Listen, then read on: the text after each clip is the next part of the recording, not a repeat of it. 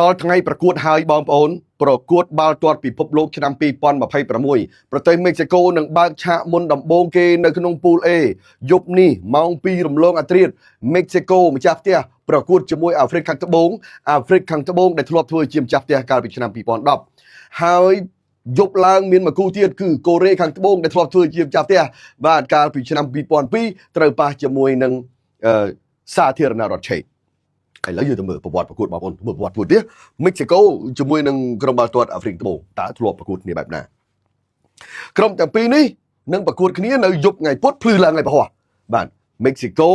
បងប្អូនគាត់ឲ្យយើងអានត្រួសណាតើបងប្អូនដឹងទេបាទអាគ្វីរ៉េជាគ្រូបង្វឹករបស់មិចស៊ីកូបាទលោក Bruce ជាគ្រូបង្វឹករបស់ Belgium មានមនុស្សម្នាក់ដែលកំពុងតែឈឺគឺ Alvarez តែអ្វីដែលជាការជួបគ្នារបស់ក្រុមបាល់ទាត់ទាំងពីរនៅក្នុងទិន្នន័យបាទសម្រាប់ការប្រកួតមាន2ដងកាលពីឆ្នាំ2005លេង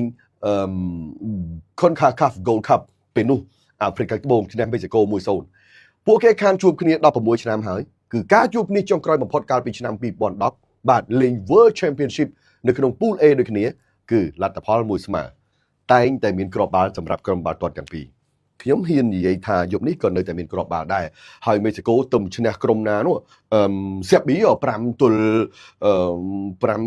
នឹង0 5-1បងប្អូនអញ្ចឹងមិចស៊ីកូជើងរបស់គេខ្លាំងល្អដែរប៉ុន្តែគាត់ថា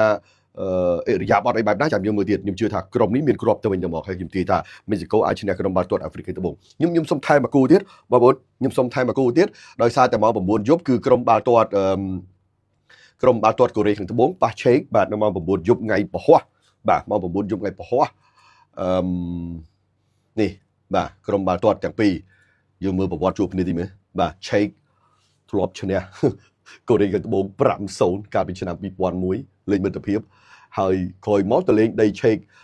កាលពីឆ្នាំ2016កូរ៉េត្បូងវៃឆេកវិញបាទវៃឆេកវិញបាន2-1អញ្ចឹងកូរ៉េត្បូងឥឡូវមិនដូចកូរ៉េត្បូងពីមុនទេល្អបាទអញ្ចឹងខ្ញុំជឿថា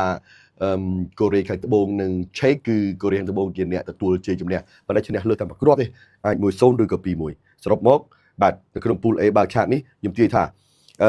មិចស៊ីកូបាទទទួលជ័យជំនះលើក្រុមបាល់ទាត់អាហ្វ្រិកត្បូងហើយក្រុមបាល់ទាត់កូរ៉េខាងត្បូងអាចទទួលជ័យជំនះលើក្រុមបាល់ទាត់